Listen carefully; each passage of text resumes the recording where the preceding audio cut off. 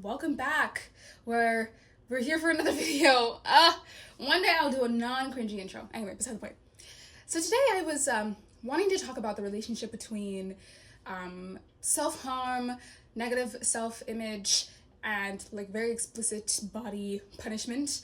That sounds really like nebulous and kind of like convoluted, but it's I was mainly been reflecting on like EDs and how much EDs are a mechanism to be able to like harm the body and express that harm towards the body. But there is something about trying to, at least with my experience with an ED and like anorexia in particular, was about like trying to sort of kind of make my body visibly ill as a means of being able to show the world that I was feeling unwell internally, that I was having some sort of like internal struggle and was trying to seek help and support in that way.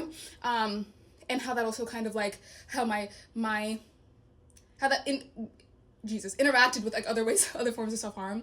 I have only ever self-harm, I guess, in the traditional manner, one time in my life, and it was there was something, and I guess, do people still do trigger warnings? I don't know. This is gonna be probably a triggering video, but I hope you're not here. If it is, because I should title this video adequately to warn people. And beside the point, like my only experience of it was very much about targeting the parts of my body, particularly my stomach and my thighs, that I felt angry at, that I felt like were not perfect, that I felt like weren't the ideal. And this is also when I was actively dealing with an ED. This was early high school.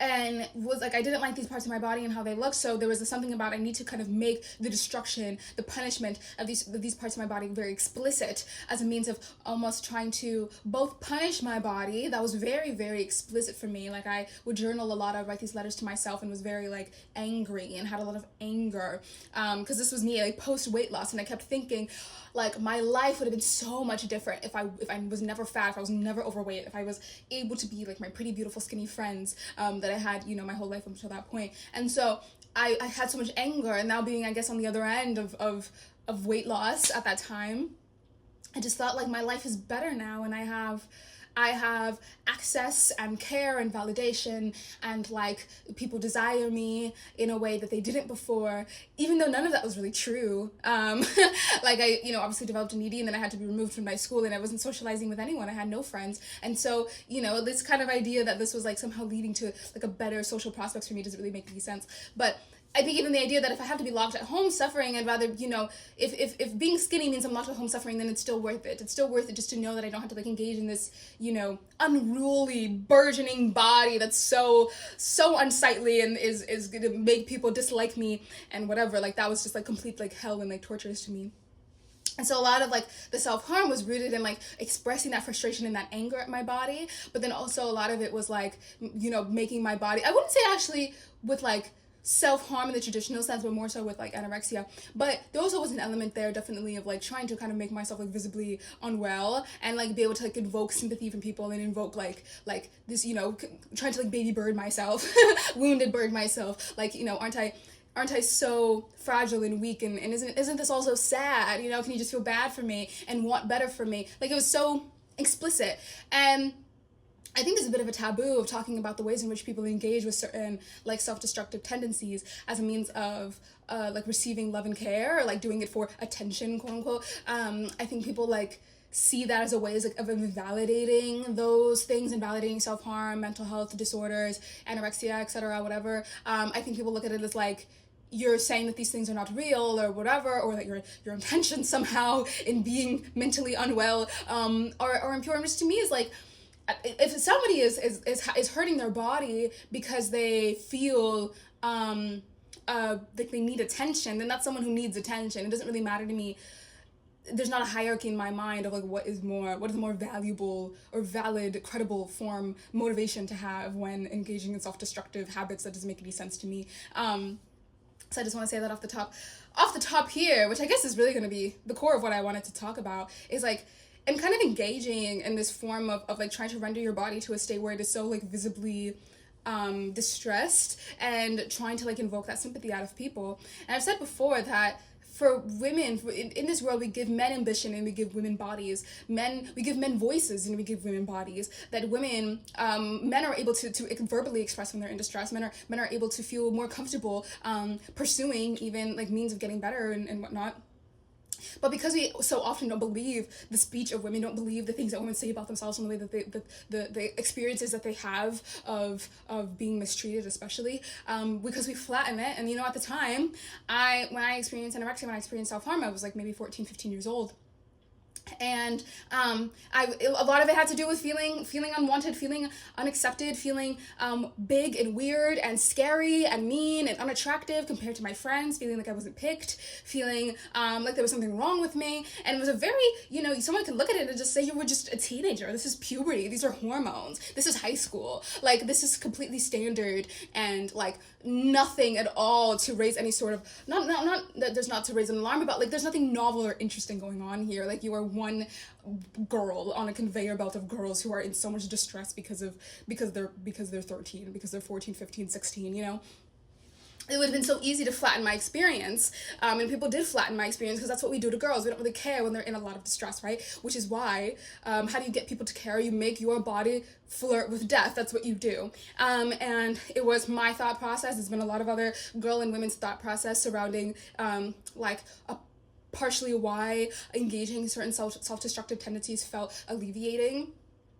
Was because of this idea of like, you're not going to take me seriously, so I'm going to force you to take me seriously.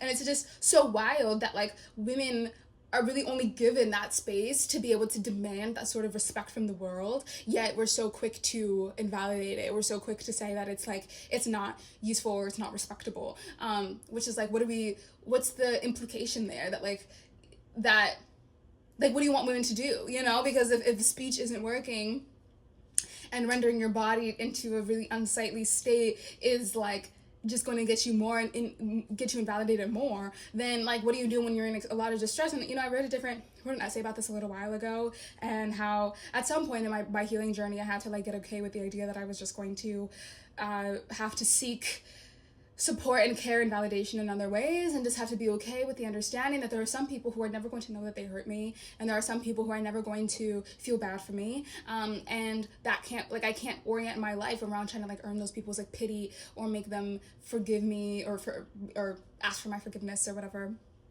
Like, I can't live like that. So I just wanted to kind of bring like a potentially different angle on that idea of like people engage in these sort of like destructive habits for attention, because this does happen. It does happen, and like there isn't anyone who I think is like who is engaging in a self-destructive tendency, but isn't doing it for attention, and like that person is somehow like more deserving of care or like more valid or respectable in their experience with mental illness than another person who is doing it, quote, for attention. Like, that's really peculiar to me. I just think we're so aggressive and demeaning towards young girls, towards young women, and like completely invalidate their limited coping skills, kind of put these young girls and women in like a really, really difficult life circumstance, and then get mad at them when they like don't really like process it in a healthy or productive way, which was like, T+2 is 4, babe. I don't know what you thought was going to happen to us.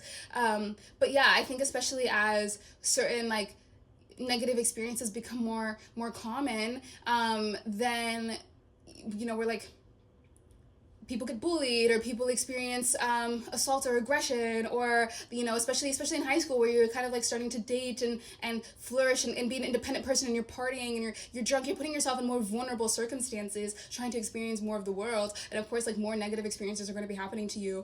So then we're just going to get like a generation of girls who's increasingly becoming more like desperate for a means of trying to make themselves feel better, but that they're not getting taken seriously, or that's not being validated for some reason, which then then you get people who might turn to starving as a way of doing that, or might turn to cutting as a way of doing that, or other forms of self-harm, and it's just I think like going back to the point of like, for me, so much of my experience with an ED and self-harm was so associated with like trying to punish my body in a way. It really was like me, outside of doing it for the attention of other people. It was kind of like me and my body and my own grievances that I was airing out with my own flesh. which is interesting that like in my mind, my body was so central, was so significant in the way that I like moved through the world and the way that I understood my place in the world and like where I felt like I got my value, that I could have such an intense relationship with my own body, you know? Like sometimes I do wonder, like if you ask the average man, like, what does your relationship with your body look like? Like what's the sort of answers you would get? Whether or not that would be something that most men have really thought about and would have like a very, you know, thought through description of, like, or if the kind of that idea really only exists in like the female psyche, because like bodies are just so important, your body is so important. But the idea that like, you know, my body just like took up so much of like my mental space that like I could have a relationship with it, and then I could have anger and vengeance and aggression for it, because I felt like it had failed me in some way and then was like in need of some sort of punishment, which now, you know, I really have like a lot of beef with the concept of like needing to present yourself a certain way to the world as a means of like trying to indicate that you have a level of self-respect. So like kind of this idea of like if you consider yourself to be a high value woman, a lot of time you hear this notion coming from like femininity coaches and like divine femininity those types, that they like really like push this idea of like you are a divine, you want to be tapped into your divine femininity, and you're a high value woman and you're attracting a high value man, and a part of being a high value woman is like always keeping yourself very manicured, keeping yourself together, moving through the world, like always making sure that if you're gonna go to the grocery store, like have your hair done, have a nice outfit on, be wearing something nice and presentable, you know, have a pair of like nice clean shoes on and whatever, and you have your jewelry and a little bit of makeup and whatever, perfume, you know, like always every place you go, always make sure that you're doing your best, and it's really presented as like this is good normal advice for people to be taking, and it's going to help you, and it's only going to have a net positive. And I really sit here with this thought of like, why is how you look so important? Like there obviously is like, you know, engage in basic hygiene, wear clean clothes, like try not to look disheveled, like, you know, whatever basic things that you want to do before like showing up to the world. But like this idea that you kind of like have to take this extra step in order to feel good about yourself, in order to like get good treatment from people, like it's like, why does that have to be the case? Like why do we allow bodies, like our bodies, to take up so much mental real estate, that if we want to feel good about ourselves, like the body is where that work has to occur in order for that internal change to happen? That doesn't really feel like fair or correct to me, but it's the truth, I think, or at least I think it's the way that people operate. I hope I haven't been off in the corner this whole video. Sometimes I forget I'm supposed to be checking where I'm at. Anyway, I felt like I was doing better not looking in the screen, and then the time I don't do it, I'm like here in the corner. Anyway, that's it. Bye guys, I'll be back here tomorrow with another video.